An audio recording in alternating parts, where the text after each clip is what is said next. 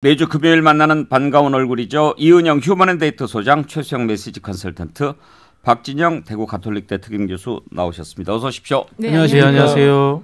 반갑습니다. 그리고 수고 많으셨습니다. 네. 이은영 소장님 아주 여론조사 그동안 쭉 우리가 들여다보면서 참 출렁거리는 모습 많이 봤는데 이번 대선 말이죠. 네. 방송 3사가 조사했던 것 대단했어요. 소수점까지 맞추고 말이죠. 네, 그렇습니다. 그렇게 잘할 수 있는 걸 왜 그전에 그렇게 많이 틀렸대요? 그러니까 이 출구조사는 아무래도 이제 비용도 많이 들어가고 예측 모델을 가동을 시키거든요. 근데 이제 기존 일상적으로 하는 조사에서는 뭐 모델이나 이런 걸 할 수가 없어요. 그래서 아무래도 이제 공이 많이 들어가면 그만큼의 효과가 나온다 이렇게 말씀드릴 수 있겠습니다. 그러면 국민들한테 좀 올바른 정보를 제공하기 위해서 네. 700개 되는 거 다 합쳐가지고 네. 제대로 된 정보를 주고 네. 좀 나눠주고 그러면 안 됩니까? 그러니까 이제 앞으로 학계에서 사실 이번 대선이 역대 대선하고 다른 포인트들이 굉장히 많기 때문에 이제 그 통합지수 같은 것들 이번에 좀 운영을 했었잖아요. 이제 그런 것도 앞으로 좀 이제 지속적으로 할 필요도 있고 그리고 많은 분석들을 이번에 좀 해야 될 것 같아서 이제 놈이라는 게 있거든요. 예. 이제 이 조사를 하려면 할당표도 만들려면 기준선이 있어야 되는데 그 놈을 만드는 작업을 이번에 좀 새롭게 시작을 해야 될 것 같습니다. 그 놈이라고 그럽니까? 놈이라고 합니다. 개놈 할 때 놈인가요? 뭐 그렇게 그냥 기준이라고 하는 그런 의미인데요. 아. 예, 그래서 그 이제 우리가 노말? 놈. 예, 기준이라는 의미입니다. 그래서 그게 이제 지금 가장 많이 바뀐 게 이제 세대 변수기 때문에 세대에 대한 연구도 좀 필요하고 특히 정당들이 이 세대 연구를 좀 많이 하셔야 될 것 같습니다. 예. JTBC가 비록 예측이 빗나가긴 했지만 네. 나름 정확도는 있었죠. 그렇습니다. 이제 일단은 그 방송 3사 JTBC 모두 그 오차 범위 이내에서 이제 그 숫자가 나온 것이기 때문에 그 방향성은 좀 달랐지만 그 오차 범위 안에서 이제 그거 적중도를 높이려고 했다는 점은 좀 평가를 할 만하고 왜 방송 3사나 방송국들이 이렇게 이 난이도가 높은 예측 조사나 이런 걸 하려고 할까? 결국 다 이제 그 신뢰도와 직결이 되기 때문에 항상 그 도전하고 싶은 그 정상이거든요. 그래서 저는 뭐 방향성은 틀렸지만 완전히 틀렸다고 말하기는 어렵기 때문에 다음에는 꼭 좀 맞춰 주시길 생각을 합니다. 근데 이제 그런 얘기들 많이 나오더라고요. 정확하면 뭐하냐 틀렸는데 50%만 틀렸거든요. 만약에 0.몇 %포인트 차이는 있었더라도 JTBC도 맞췄다면 네. 그건 뭐 상당히 놀라운 결과가 됐을 거고 역으로 네. 만약에 JTBC가 맞았다면 방송 3사가 했는데도 종편 한 군데서 한 개 맞았다. 그것도 네. 상당히 놀라운 사건이 됐을 거예요. 그렇습니다. 이제 그 JTBC가 파트너사로 했던 그 글로벌 리서치가 저도 거기 예전에 근무를 했었는데 그 예측조사 경험이 많은 회사는 아니고요. 정치조사도 이렇게 고도의 전문성을 가지고 있다. 특히 이제 그 맨파워가 그래서 이번에 이제 잘 할 수 있을까 저도 이제 어린 시선으로 지켜봤는데 그래도 첫 조사치고는 잘 해냈다 이렇게 좀 볼 수 있을 것 같고 앞으로 이제 이 관심이 이만큼 높아졌기 때문에 노하우도 이제 방송 3사는 조금 방출을 해야 되지 않을까. 그래서 나머지 700개의 여론회사들이 좀 보면서 따라하고 배울 수 있게 그렇게 좀 만들어줘야 될 것 같아요. 한 가지만 더 여쭤볼게요.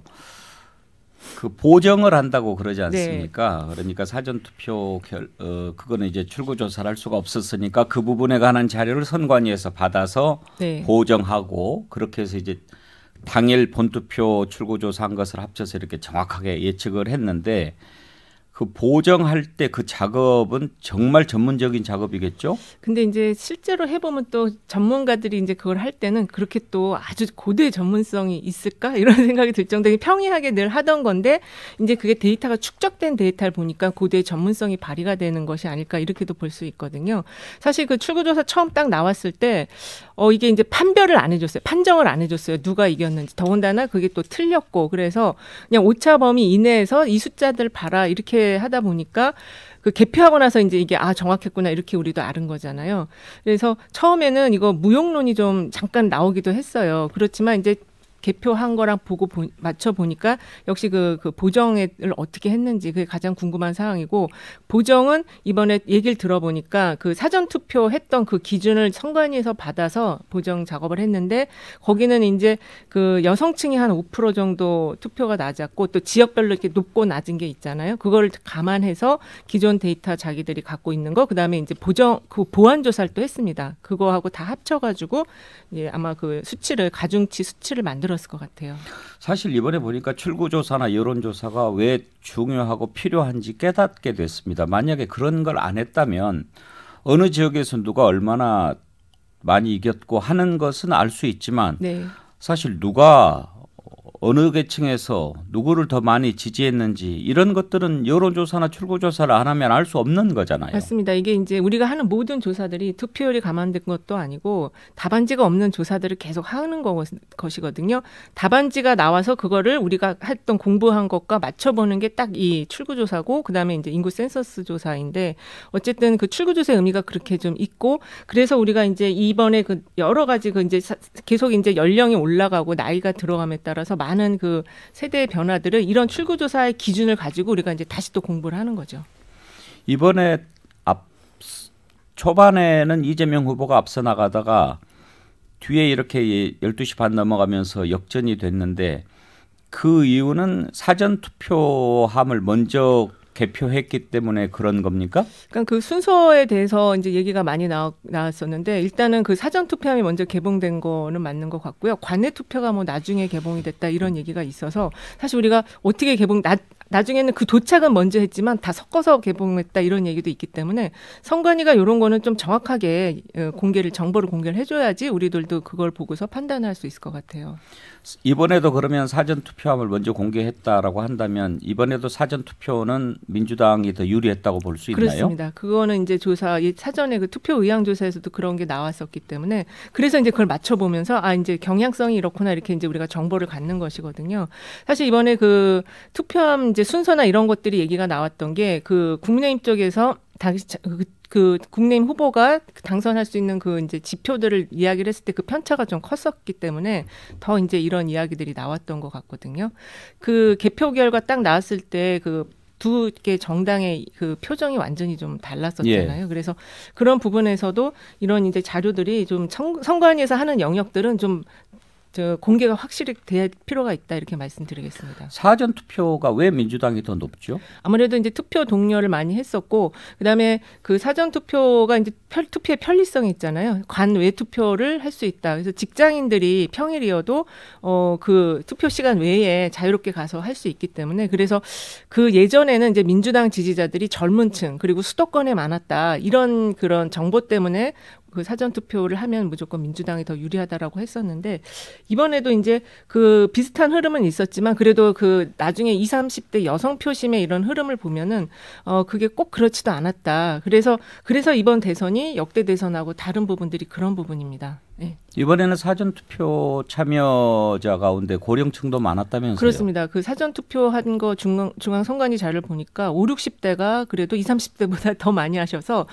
그래서 이제 저희들이 아차 싶은 게 있었어요. 그러니까 이제 민주당의 동료, 그리고 이제 역대에서 민주당 쪽에서 동료도 많이 했고 또 민주당 지지층들이 많이 나갔다는 정보가 있었기 때문에 충분히 30대와 40대가 많지 않았을까 그랬는데 5, 60대가 한 4, 5%? 아니 거의 10% 가까이 높았던 것 같아요. 그래서 이럴 수가 있구나. 이게 우리가 생각했던 것보다 유권자들은 또 다른 요인, 코로나 요인을 더 훨씬 걱정을 많이 했구나. 그걸 알게 되었습니다. 이번 선거와 관련해서 궁금한 점 이은영 휴먼앤데이터 소장께 여쭤봤습니다. 자, 이제 선거가 끝났고 당 안팎에서 이 사람들의 미래는 어떻게 될까 하는 걸 놓고 참 궁금해합니다. 오늘 그 얘기를 좀 해볼 텐데 먼저 이재명 후보 앞으로 어떻게 될까 하는 점 한번 생각해 보지요.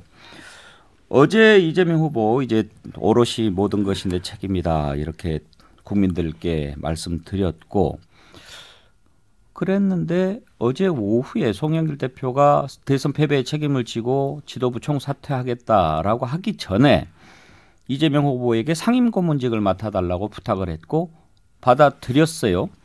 그러면 앞으로도 당에서 계속 일을 하겠다라는 뜻을 밝힌 거라고 볼 수가 있고 또 그 전에 2월 4일에 선거운동 기간에 나는 아직 젊다 또 그런 얘기를 했습니다. 정치를 끝내기는 아직 젊다. 그래서 이재명 후보 비록 이번에 대선 패배하기는 했지만 정말 아슬아슬하게 졌고 박진영 교수 사실 이번에 이재명 후보가 패배하긴 했지만 지난번에 문재인 대통령이 얻었던 득표보다 더 높지 않나요? 그렇죠. 그 역대 아마 낙선자 중에 최대 표를 얻었을 겁니다. 이 두 가지 의견이 상존합니다. 이 정권 교체 여론이 50%가 넘는 상황에서 그리고 또 부동산 민심이 이렇게 폭발적으로 민주당에 불리한 상황에서 이재명 후보였기 때문에 저만큼의 득표를 했다라는 하나의 가설이 있고요. 두 번째는 이재명 후보의 개인적인 비호감도 때문에 득표율이 낮은 측면도 있다. 이 두 가지 측면이 같이 존재하는데요. 그럼에도 불구하고 너무 많은 득표를 했기 때문에 이재명 후보의 긍정적 측면이 저는 더 기억에 국민들 뇌리 속에 또는 또 지지자들 속에 남을 거다 이렇게 생각을 하고요. 그런 측면에서 이재명 후보가 문재인 대통령의 전철 재수하는 대선을 재수하는 그런 흐름으로 가지 않을까 이렇게 조심스럽게 좀 재수할 거다. 네, 그렇게 한번 예측을 해봅니다. 자, 그러면 무조건 재수하기는 힘들고 네네. 뭐를 그동안에 하다가 다시 대권 도전에 나설 건가가 중요하잖아요. 대표직에 도전할까요? 아니면 경기도지사에 다시 출마할까요? 아니면 서울시장에 나갈까요? 당분간은 제가 보기에는 좀 쉬어야 될 것 같다라는 생각이 들고요. 당장 이번 당권에는 도전하지 않을 것 같습니까? 당권이 지금 8월 달입니다. 예. 정식 8월 달이기 때문에 그때까지 시간이 한 4, 5개월 있지 않습니까? 그래서 제가 보기에는 지방선거의 향배를 보고 판단을 할 것이다. 이렇게 생각이 드는데요. 가장 원만한 방법은 말씀하신 것처럼 당대표를 하는 방법이라고 생각을 합니다. 그런데 이게 여기에 좀 변수가 있는 게요. 당내의 국회의원들 숫자에서의 주류 비주류 관계가 아직도 이재명 후보에게 불리한 측면이라는 점이 존재합니다. 이야기는 뭐냐면 이낙연 후보도 아직도 잠재적 대권 주자군으로 존재하고 있다는 그런 이야기가 되겠습니다. 그래서 예. 아마 그 문재인 대통령처럼 바로 당권을 장악해서 다음 레이스를 시작하는 것이 쉽지 않을 수도 있습니다. 이번 지방선거에서 혹시 출마할 가능성은 어떻게 보십니까? 글쎄요, 그럴 가능성은 좀 낮지 않을까 저는 그렇게 봅니다만은, 네. 오히려 보궐선거가 있다면은 국회의원으로서 이 국회 여의도 정치에 입성하는 방향 이런 것들을 검토할 가능성이 높지 않을까 봅니다. 예. 최수영 컨설턴트는 이재명 후보 앞으로 정치적 행보 어떻게 예상하십니까?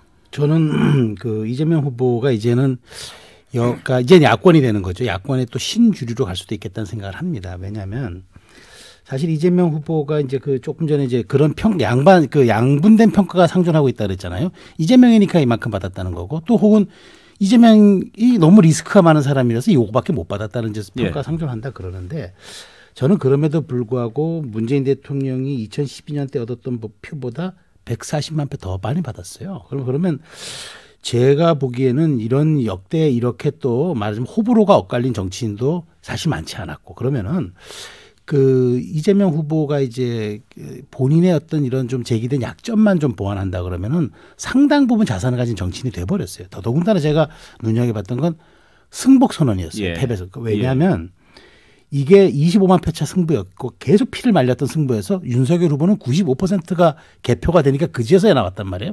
이미 KBS에서는 80%대 당선 유력이라고 떴는데도 안 나왔어요.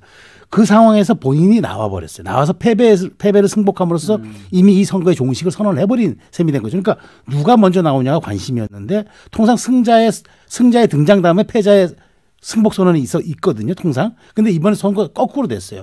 그러면서 거기에서 좋은 워딩을 했어요. 모든 게 내 책임. 그 다음에 누구의 책임도 아니다. 그리고 받아들인다. 승자에게 축하 보낸다. 국민 통합, 분열, 갈등 치유 꼭 해달라. 저는 2007년 데자뷰가 딱 되더라고요. 박근혜 후보가 당시 이명박 후보에게 정말 간발의 차 여론조사로 져가지고 바로 이제 승복 선언을 그 자리에서 했는데 결국 어떻게 됐습니까? 그 자산과 그 브랜드가 5년 후에 대권 승리라는 걸 안겨다 줬어요. 저는 그래서 그게 굉장히 소환이 되면서 바로 기억에 올라왔는데 그렇다면 이제 이재명에게 없었던 품격이 갖추어진 거죠. 그러니까 저는 정치인의 자산, 그러니까 전 국민이 당시의 시청률을 본다면 제가 보기에 시청률 50%가 넘은 상황이었단 말이에요. 그 상황에서 짧게 메시지와 이미지가 정말 각인되고 투영됐어요.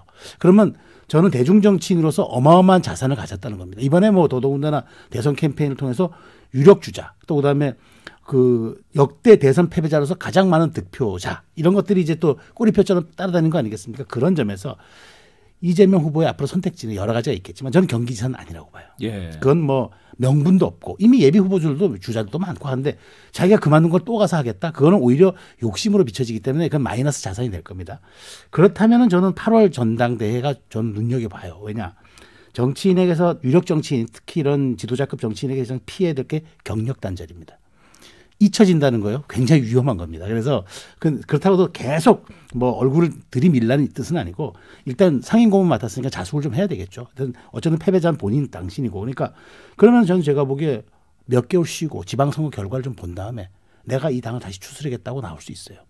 그건 그 본인이 또 쌓았던 자산이 되고 또 더더군다나 본인이 이제 중앙 정치 경험이 없다라는 게 뭐 신선한 요인도 됐지만 또 굉장히 모든 쪽에서 지적을 하지 않았습니까? 그렇게 놓고 본다면 저는 이재명 후보가 어쩌면 8월 전대를 통해서 다만 내부 물밑 작업을 해서 좀 전에 박지원 교수가 지적했던 그런 좀 말하자면 걸림돌 요인들, 장애 요인들은 제거를 하고 극복하든 대안을 마련하는 건 이제 자신의 정치적으로 하는 거고 그 다음에 저는 대선으로 다시 한번 가는 방법이 아마 좀 가장 본인 선택지로 갈 만한 방법이 아닐까 생각합니다. 예, 자, 두 분 얘기 들어봤는데 이은영 소장께서는 이재명 후보 앞으로 어떻게 될 것 같습니까? 일단은 이제 지금 만약에 지금 말씀하신 것처럼 다시 도전을 한다면 이제 세 번째 도전이 되는 것이거든요. 그래서 그 과정이 결코 쉽지는 않다. 물론 이제 심상정 후보처럼 네 번째 도전을 할 수도 있겠지만 이미 이제 자산을 많이 잃을 수도 있어요.